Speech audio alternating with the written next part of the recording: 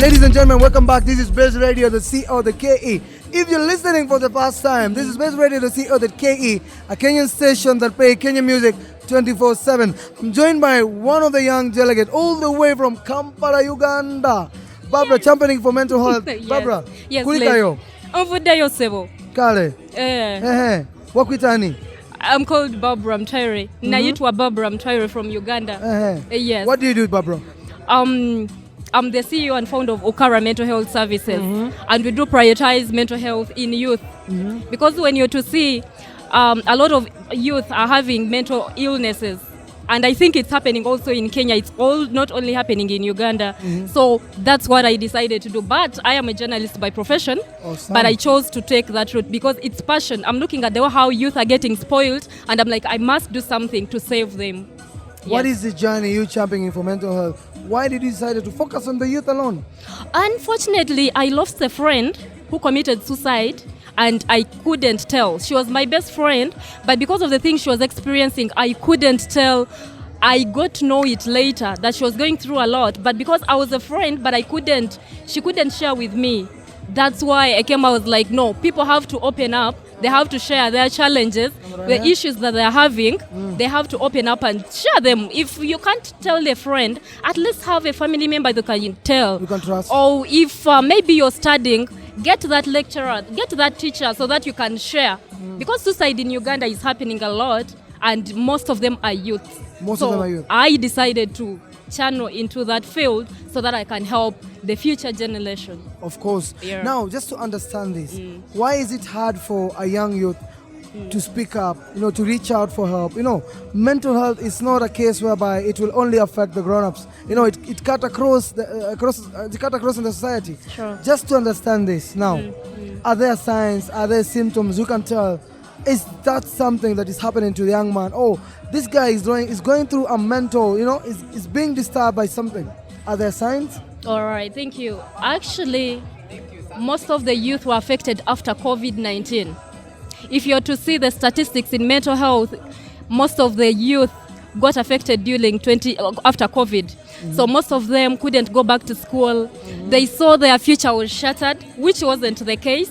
And because they couldn't go back to school, because most of them, their businesses were shut down, so they ended up using drugs. For example, if you've been having a friend, this person has been, maybe you've been sharing evenings together, but out of the blue, someone gets lost from your side. You should ask yourself, what happened to my friend? So actually, if you have a friend and the person has been lost from you, go and look for that person, because the person might be going through something, and it's us as friends to come out and approach them so that they can share with us. But though they fear to open up, why? They're going to be criticized. When I say that I'm going through a challenge, especially men don't talk. For us ladies, we talk. If I'm with my fellow lady, I'm going to open up and talk. But for you men, if you're having a girlfriend and maybe you're going through some challenges with her, it will be hard for you to tell your fellow man about the challenge you're having in your relationship. But I would advise men to open up, because you're going to keep it at heart. It's going to affect you the more. The moment you tell your fellow guy, it's like, man, my girlfriend is disturbing me. She's asking for much, for example, and I don't have a lot. What do I do? A friend can advise. It's like, maybe tell her the truth that for you can get 10,000 Kenyan shillings, for example. If she's expecting 50,000, tell her the truth. Sit on a round table. Don't raise the banner high so that she thinks, okay, my boyfriend is rich, so I must ask for everything that I want. So she's going to keep asking, but for you it is killing you, because you don't have the capacity to look after her, to do that hair for her, to buy the expensive things that she wants, and it's going to torture you. Before you know it, someone is mentally ill. So why guys are not opening up is because they are criticized. They're going to see themselves as if they're going to be, I'm a man, how do I, really? I'm a man, I'm going to handle it, but it's not good in that way. Yeah. All right, maybe as we wind up, we are here for the YouthConnekt Summit. Okay. Maybe you can tell us now, have you managed to interact, to engage in our youths in regards to what you guys are maybe are fighting for? Is it climate change? You are fighting for mental health, I understand that. You've managed to interact with few individuals, they managed to share with you their journey of recovery. Actually, thank you so much. I arrived here at around 11 a.m. I'd spent like 1 hour here, but trust me, I've got many friends from different countries, from Rwanda. I've made connections from Nigeria, Kenyans, because of this flag, because of the Ugandan flag. So what I did, I was like, we are going to move around because we came in late. I'm like, we have to show the country, the whole Africa, that we are around. And when they were approaching me, they were asking me, oh, what do you do? I'm like, I'm into mental health. So I've exchanged contacts with different delegates, and I hope I'm going to help people through this summit.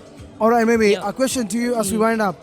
What is that one thing you love to change? If given a chance, is it given a chance maybe to talk to His Excellency Yoweri Kaguta Museveni, just to implement maybe laws, maybe just to support you? What is that thing you wish for Museveni will be able to do for you guys to help you now achieve what you're achieving?